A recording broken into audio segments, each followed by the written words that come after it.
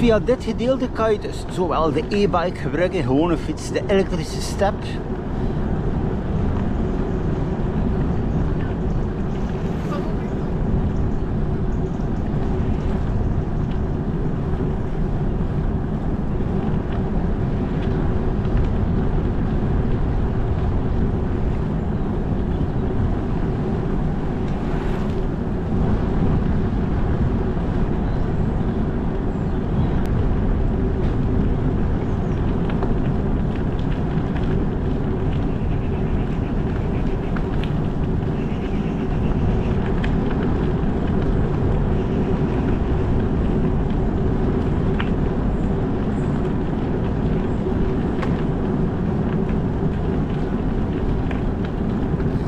Zo, het overgangspunt hier voor het Klingspoor.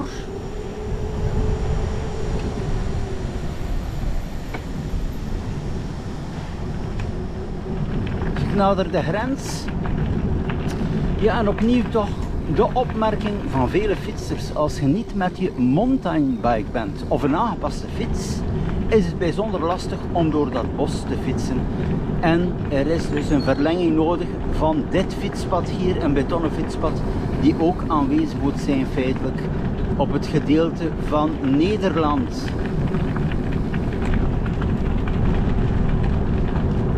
Ja, waarom? Heel eenvoudig. Ik heb het ook vastgesteld, er komt schade aan de stadsfiets. Er zijn veel onregelmatigheden, ook scherpe stenen hier.